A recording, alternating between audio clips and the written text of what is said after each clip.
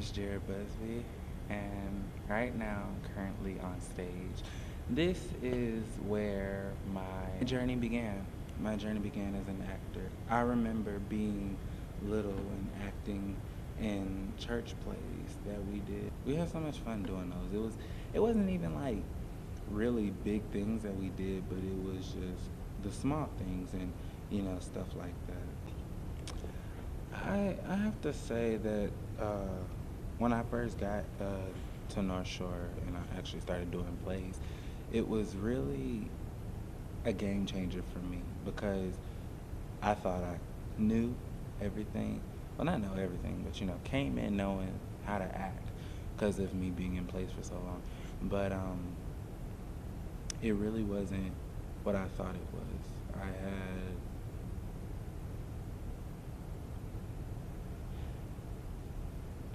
I had an idea of what I was doing. I had an idea, but it wasn't what it was at all. And the first show that I ever did was Romeo and Juliet, and I actually worked lights that day. And it was like the most scariest thing because I didn't have no practice on it. I didn't have no type of practice at all doing these lights. The only thing I remember him saying is this the button, this the button, this the button, this the button, now you do it. And it took me, like, it really got to me because I was like, this guy is really letting me do this on the very first show night, one of the main plays that, they're doing and da-da-da-da, and I was like, this is crazy. And I did a very good job, especially for it being my first time. I remember him telling me, you did good, and especially not having no real experience with a light board, well, a light board that advanced. He told me, I'm real proud and you did real good. And I was like, well, this guy's crazy. And so, I just kept going, and then it just became natural to me to where it was like, okay, well, I'm doing this for my own shows. And that's how I kind of entered here. Insanity of Mayor Gerard was one of my favorite shows. It has to be. It took you out of your comfort zone. It took you out of your comfort zone. And our director, he made sure that happened because we were playing people who were in an insane asylum.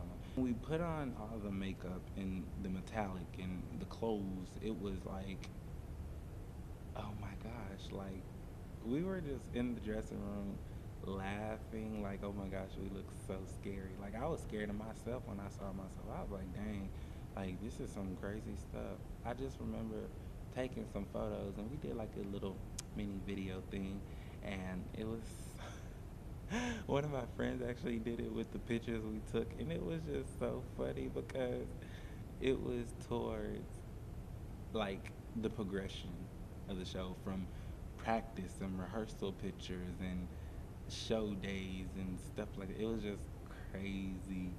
It was crazy. When I first met Jared Busby, we was actually in Ms. Davis' office, who was his counselor, and she invited me in to meet Mr. Jared Busby, and he had these goals and aspiration of traveling international to study overseas during the summertime. My first impression was that Mr. Busby was a very energetic and outgoing person, but the more I actually got to know Mr. Busby, I realized not only is he energetic, he's very goal-driven. But saying that, it's only being junior, he has been in my office plenty of times and asking about how he can further and better himself as far as education. I have set Mr. Jared up with several information to make him successful in life, and I hope that he takes that and he use that as far as his goals and aspirations as he continue his life in this world. Mr. Busby, he always brings a smile to my face. He's always energetic. When I'm having a bad day, he always lift me up and lift our spirits up. Even when he's having a bad day, he's always in good spirits. That's the type of student that I see in Mr. Busby. How would you describe yourself now?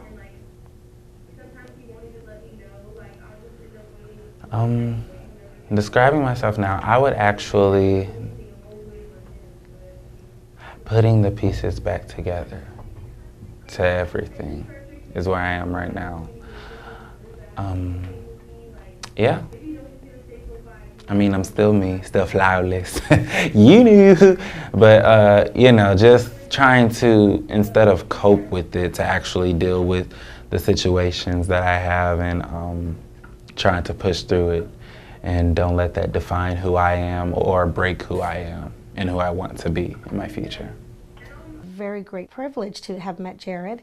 He came into my office as a counselor. I was here meeting with students. I meet with students for all kinds of needs, and I just so happened that Jared came to me with a personal need, and it was my privilege to have met him and to speak with him and to learn more in detail about he and his family. And I see Jared as a wonderful person. He has had challenges in life, and he has been able to surpass those challenges and move forward in life. As we all know, we struggle at times, but even through those struggles, I see Jared reaching many goals in life, and I'm so very proud of him. He's been a great aspiration, even to myself and to many others that are around him. He's very loving. He comes and gives me hugs just when I need them. I love speaking with him when it's those moments that are in need, and those moments where he's excited about something.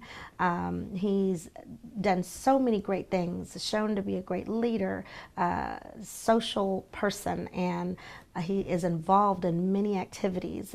And all those things combined are something that I know are going to help him become the better person in life that he wants to be, successful in all that he does. I wish him very, very well in his future, and I know that he's going to do many great things. I cannot wait to see him to graduate and to get that diploma in his hand and to keep on going, because Jared, you are a wonderful person and you're going to continue to grow and do many great things. So thank you so much for taking this time to hear what I have to say about Jared Busby. The Three Musketeers, I actually played two characters again. I played a father and I played the Duke of Buckingham. And that one was, ugh. I actually filled in for someone that night, and I had 6 hours to learn lines. And I remember the dad, I got the fight scene down, and when I got on stage, I was like, I was really out of breath. But I just played it off to the best way I can, because literally I got through halfway and like everything just went blank. And I was like, dang. You know, I was beating myself up once I got backstage. And when I got to the Duke of Buckingham scene, it was like fire. I brought everything of what I had. I memorized those lines, boom, boom, boom, boom, boom. And I walked off stage and I was feeling myself. I really was, because I was too crunk. Working with Jared was fun, to be honest. He was a last-minute fill-in, as he already let y'all know, and had to work on his lines, work on the fighting, the opening scene. He had 6 hours to memorize everything. Is that correct? And yeah, that I couldn't have done that. And Jared learns quick, you know. And there's a fight scene in the beginning scene, and I was worried that he was going to stab me in my eye or something, because the swords were pretty sharp. But he picked up fast. He learned quick. He actually was in 2 scenes. He was my father and played the Duke of Buckingham, and I was nervous on both scenes, but you know, we pulled through. And working with Jared was actually a fun experience. What do you want to be when you get out of school? A stripper. I'm just kidding. No, I actually want to be a manager. Not a manager, but an entrepreneur and a businessman. I want to also pursue an acting, but on screen instead of on stage. I've done my feel for the on-stage acting, and it's nice, it's fun, but I just like being on set better. I think it's more of a thrill, and it takes the imagination further than what you can do on stage. And that's where my imagination is, because I'm always like wanting to push the limits with it, and being on stage, you really can't do that as much. So yes, I always wanted to be film, excuse me. But yeah, I've always wanted to do film acting. And later on down the years, after I've done my dues to acting and I have accomplished what I want to accomplish, I want to go back to my company and just start managing kids who have talent, such as sports and stuff like that, and help them get to a level of success in where they want to be in their careers. Power or success isn't just given, it's something you have to take. And that was a quote by Beyonce. And I believe it's true because, you know, you can't just wake up and be like, oh, well, I'm going to be successful today, and I put no work into that. So if you put in your work and time into it, then I believe you're gonna get it.